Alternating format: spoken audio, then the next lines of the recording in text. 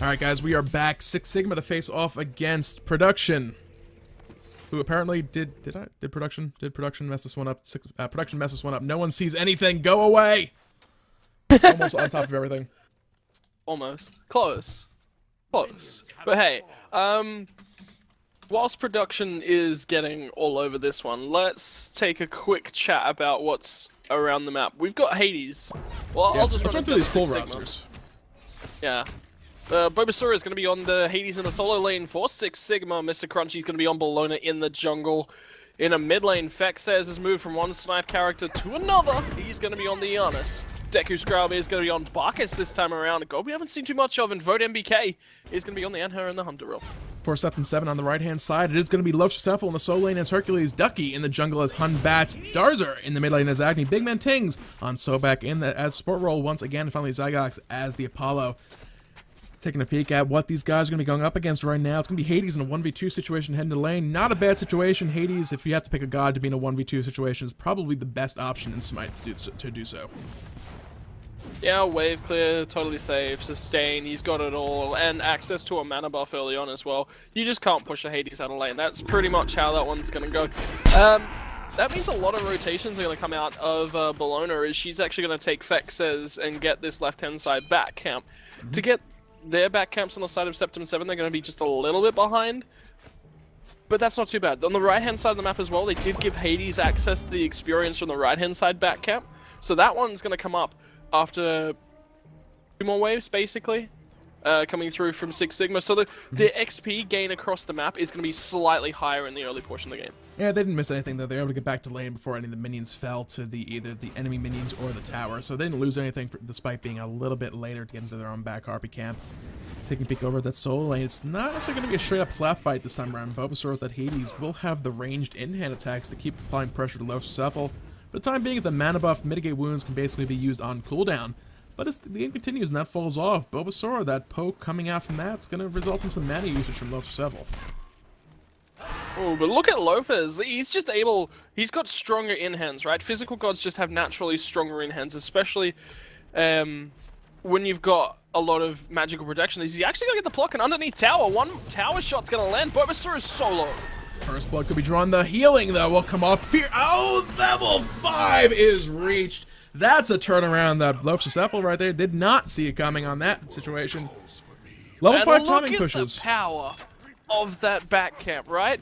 Bulbasaur gets slightly more lane experience because they took the back camp on the right-hand side. He hits level 5 at the optimal moment. Mid lane equals rally on Darzer. Yep, he's able to Path of Flames out to safety, however. That's the important. You don't have to be an assassin and look for an all-in at level 5. It's a timing push. You hit that ahead of your opponent, you have a big, huge advantage. If you go in straight then and there, you have the potential to find big plays we saw there. I mean, that was down to like split seconds on when those abilities came back up. If that had happened, 2 seconds later, Bulbasaur would have been the one dead there instead of Lopez. Yeah, and it was also the fact that his abilities came back up and he wave cleared and healed, right? Yeah. It wasn't just wave clear and it wasn't just do damage, it was wave clear, heal, get XP, do damage, hit level 5, level up. In the mid lane though, a lot of fighting going down. Big Man Tings is down, lurking beneath the water. Desert's Fury! Jumping straight into the middle of that lurking in the water is Deku Scrub, will fall to Darza, Big Man 10 surviving. Mr. Crunchy low in health as well. Zygox picks up that kill, and they're looking for a little bit more, but a disperse over the wall gets the Anhur out safely. And it's going to be an early Gold Fury call coming out from Septem 7 right now as well. And there's really nobody here nearby to look to stop this one, and the people who are nearby don't really have much abilities in reserve to do anything about it. Yeah, this is gone. They've got the man advantage. Vex's slowly starting to come in, but he's got no ultimate. He's not got much of a way to get himself much closer than he already was, so he just forfeits it away. Septem 7 are actually up on kills in that fight as well. 6 Sigma's first blood was over on Bulbasaur, right? So they just picked up 2 kills, and when you've got 2 kill advantage and Lopez isn't back in lane, send him to the Gold Fury. Let's just do it. Let's get it secured. Yeah. Great call. A workout boulder actually being used to clear up those harpies as quick as possible. Lopez does not want to be in that mid-level map and lose more and more experience at the tower. Bulbasaur is stuck around over there. You can see level-wise, it's not that big of a deal. This next wave will get Lopez up to level 7, kind of even things back out. As mana buffs respawn, he's kind of weathered the storm of the early game pressure coming out from the Hades, and he did fall once, but it could have been a lot worse potentially. Stun connection with MBK left side. Yeah, vote MBK in a world of trouble. Another bomb. He will at least hot step that one out of the way. Deku Scrub's gonna get rain fire on next, and we'll both walk away with just slivers of HP bars. Six Sigma playing it well. Collectively, they had 200 health between them. Wow. Yeah.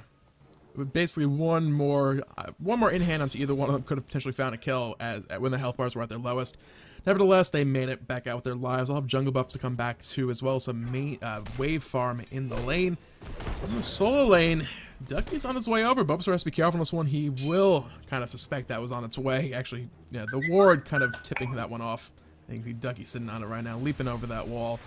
And, you know, able to just pick up and share some experience and gold with Lopez on this wave of minions. Yeah, so, you know, at least able to get some XP and a little bit of pressure down, and at the same time, share XP on towards that mana buff. So globally, they pick up a nice amount of XP at that point.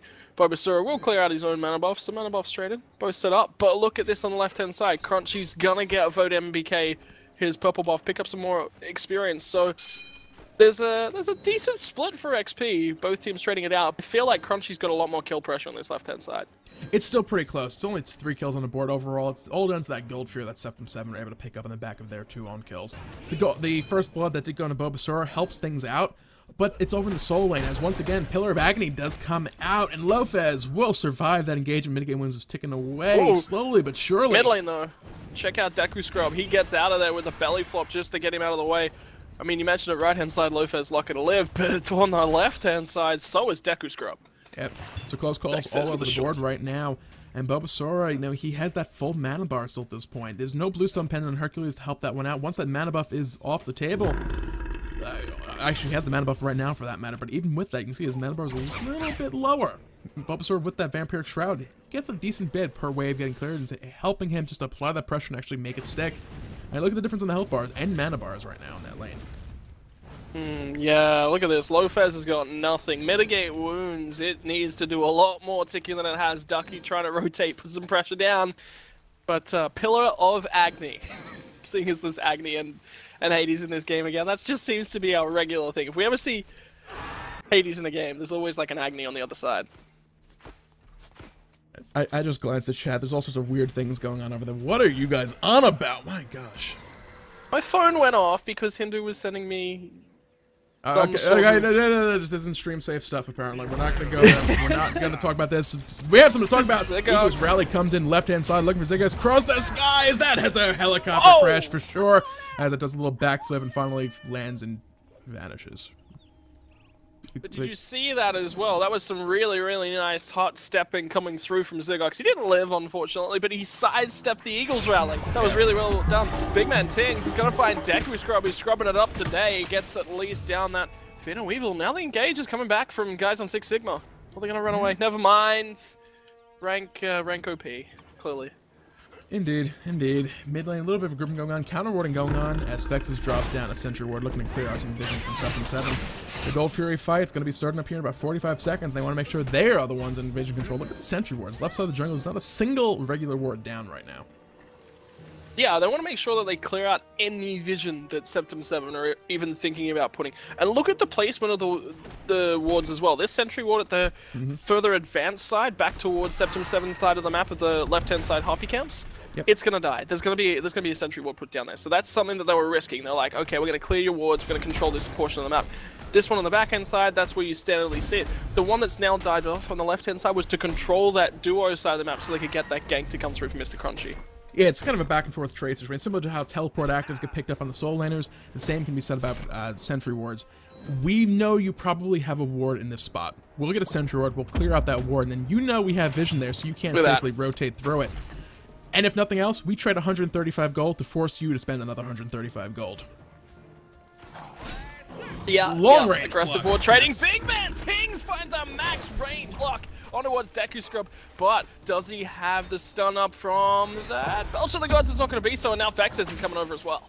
Yep, so it's going to be a 4-man rotation for 6 Sigma. This one, Gold Fury is up. They can look to force a fight on that. But for now, it's going to be a 4v4 as Septem 7 is still nearby and still aware of this one. Now the question's going to be, who's going to be the one to start? Are they going to start this one up? Counter warding. Oh, they're clearing wards. I got ahead of myself. They're the ones that are getting control of the Sentry Wards. We were just speaking about how 6 Sigma had it. Deku Scrub, though. That's going to be another pluck onto him. Belly flop on out. Not going to survive this time. The burn from Agni does get that kill, as now it's down to Disperse to get Anhur out safely. Mr. Crunchy with the Eagles Rally, and that Fear No Evil dropping down from from somebody to find something as Ducky leaps on in to find a kill with the overhand smash.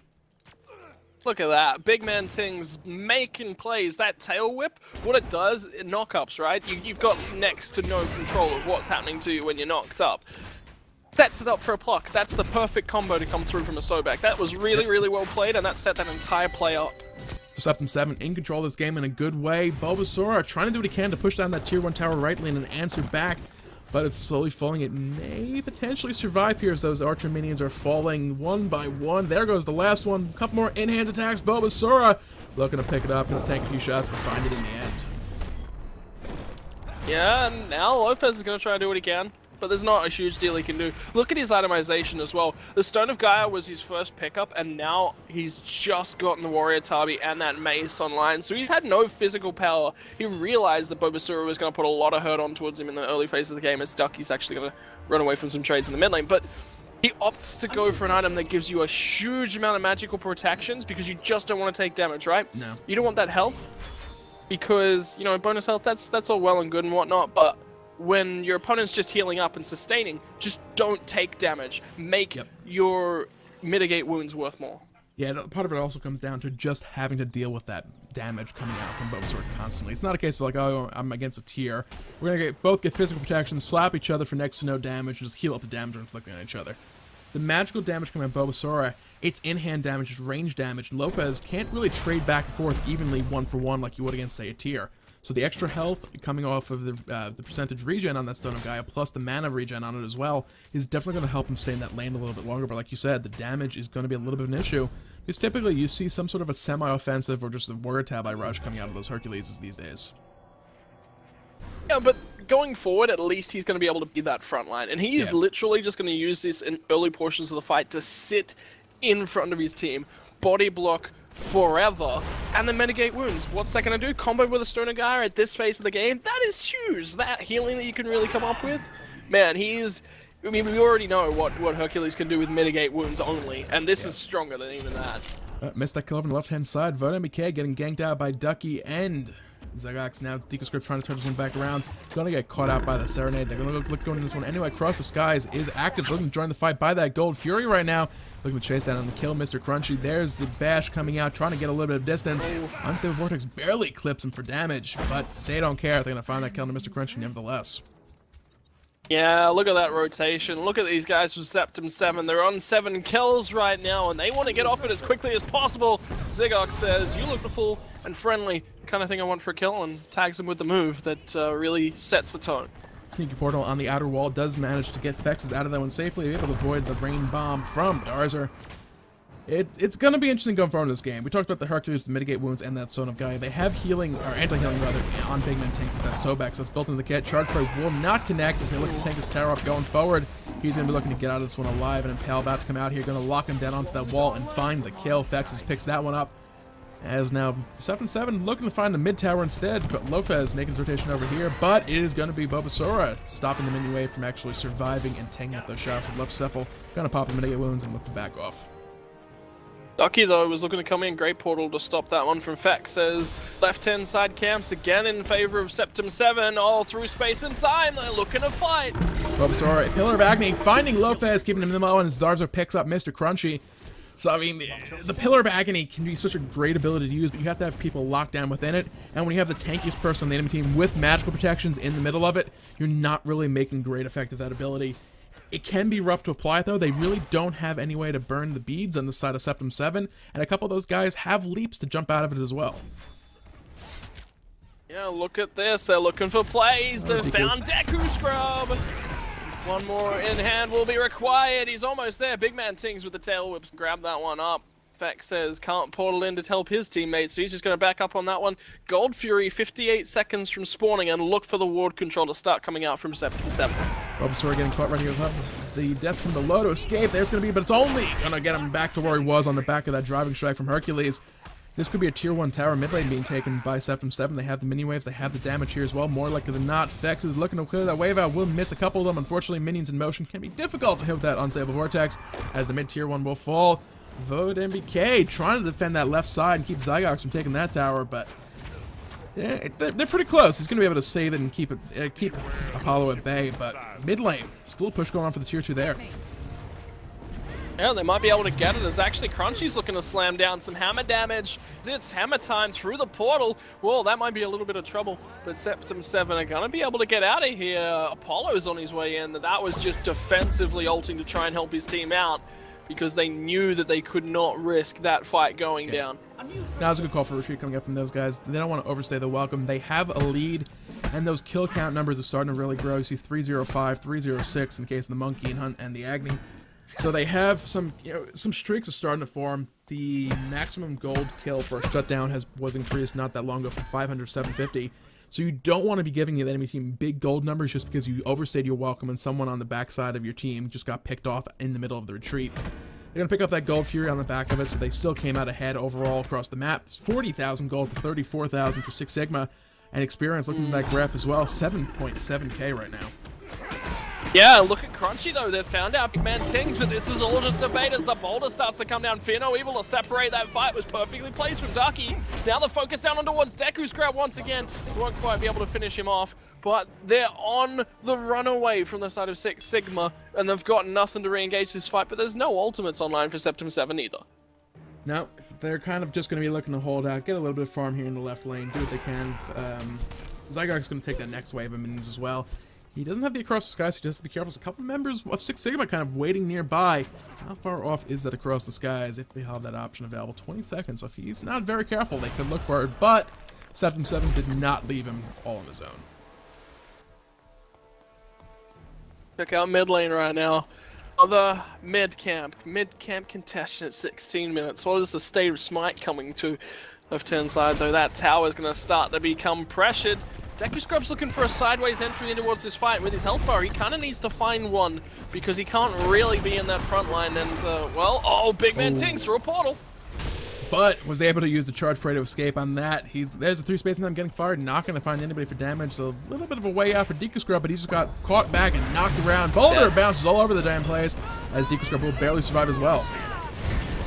Deku Scrub actually managing to live this long, and the Pillar of Agony's there. Crunchy is still alive as well. Does finally manage to get the Deku Scrub on the back line, but the focus is on towards Zygox. Bulbasaur is all over him. Daza is dead to Vote MBK. What can they find here? Zygox, you're low, son. You need to get out of here. Vote MBK is going to land an in-hand, and that will be that. They find 4 kills, and once again, Deku Scrub is the trade.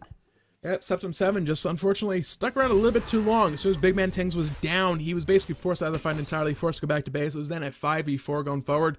It was a double kill for a double kill trade, but in the end, the health bars of key members for Septem 7 were just gone. And in a 4v5, that's not an ideal situation. We saw it towards the end. Zygox did survive the entire engagement, but having to basically self-peel with only a Serenade and the moves to actually get away from his opponent, he wasn't really able to do too much, while the rest of Six Sigma were just kind of ripping everyone else apart. But MBK has been separated from team as they're all basing out. He's got no mana for a leap out here. Deku Scrub's going to try and come to his aid. Starts up the Belch of the Gods. Doesn't CC. King of the Water's damage on the vote. MBK is huge. Ducky's trying to get in here. Ports to Deku Scrub. But Fexes with the through space and time is going to buy enough time. Funny that with that ability. Indeed, indeed. Rotation coming out. Septem 7 actually grouping up towards the right side of the map. This would be a really risky call. They're going to go for it, assuming there's no vision present. We'll see if Mr. Crunchy can sniff this one out. Just doing the speed buff right now. They have no vision or knowledge of this Fire Giant buff, or Fire Giant being fought right now. The damage being thrown out. That's a free Fire Giant for Septem 7. We made a little bit of a misstep and lost a couple members of the team. Well, guess what? We'll come back big, get the Fire Giant buff across the entire team, and try that same thing again, this time with regen on everybody. And they're about to find out the hard way. The Fire Giant is in fact down. And there was no way for the guys from Six Sigma to get there either. Fexes had just used the through space and time, so there was no major way. Deku Scrub didn't have a health bar to speak of. Crunchy was okay, but he hasn't got a Hog 3. So how the hell is he going to get in there and steal it away? there was just nothing online. They had literally no ultimates. They were just starting to come up as that fire giant was halfway done. That is too much of a risk to even try and contest, but they had no knowledge anyway, so there was no way they couldn't have even got there. Yeah, it's going to be rough for the next few minutes. Septem 7 fire giant buff across the entire team. There's some buffs to pick up, and then the sieges will be on. There's 2 tier 2 towers still standing on the map. Six Sigma at this point in time, it's still reasonably early. They could seriously look to give those actually a proper defense, but more likely than not, they may just say, you know what, we're going to let these go ahead, let these slide. Actually, disconnect comes out for my Ducky. I expect to see a pause coming out in just a moment. There it is. It's going to be a case of you have Ducky. Look at that the backside Harpy camp. We'll make use of this pause here for a second just to move the camera around. This Harpy camp is going to actually be a big issue for the mid tower fight. Right lane, same type of deal. There's this little gap in the wall where Duck can just kind of wait, loop around the corner. It's like, oh, you have vision on me. Great. What are you going to do about it? Well, you send Bellona over the wall at the Eagles rally. Well, guess what? I'll just go ahead and leap back on over. She can't get back around. I'll drop my Fear No Evil in the middle of your team, and then we'll just dive you into the tower and look for the victory. That's why the tier 2 towers, oftentimes, we don't see them really get defended all that often, just because the way the map is set up, it really does not lend for easy defenses. Yeah, they're like the first one on the map to defend in that right-hand lane. If you do want to defend a mid-tower, you can't even defend mid lane. The only one you can really defend is that left-hand lane because there's no camp to safely jump over the wall from. That's about the only one that the opposition can't force you away from. But even so, it's not worth throwing your lives away to try and defend that sort of thing. So, you know, just kind of got to play it safe a little bit. See what happens, and from the side of Six Sigma, they've got to play reactively. They can't be the one engaging until Septem 7 have overcommitted, maybe burned a beads or two trying to commit to a huge fight, and then turn it on them. And that's what we saw last time at that left side tier 2 tower. We saw big man things go forward, go very deep in the fight. They used the pillar, the Shifting Sands pillar from Vote MBK to block off his direct retreat. He had to kind of go around that, and then they dropped the portal on him as he popped back out from that lurking in the waters. He fell through that, took a lot of damage. He did escape the charge fire. He didn't die in the end, but that was their front line basically just, you know, fought off before the fight had really even started otherwise. Well, they're going to try and mount this defense around the mid lane, and Deku Scrub, look at his positioning. He's up against the wall once again. He's at least going to get the belly flop down and intoxicate across all 5 members. Fear No Evil, though, was big, dividing up the team. Backside Deku Scrub will end up falling. Vex is trying to get through a wall, through space and time, will channel in time. As Mr. Crunchy's getting focused down, Big Man Tings picks that up, but they're lurking in the waters. Now stuck in the pillar of Agni for Hades. Zygox finds the kill, as Bulbasaur was not able to live long enough in that fight.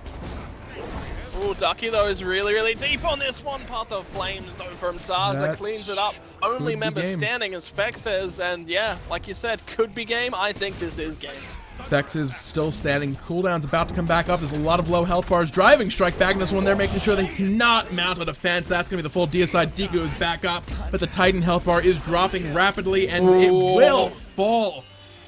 Six Sigma finds their second defeat in the group stage of Group A. So they'll be going out 1-2 for week number 1. Yeah, that's going to be rough for them, especially, you know, losing 2 guys from Team Illusion. That's not good. Illusion were up against Losing Road in that 3rd and final round as well, so I do expect them to be going and finishing the week off 2-1. Septem 7 with a 3-0, and then that'll leave Six Sigma with a 1-2.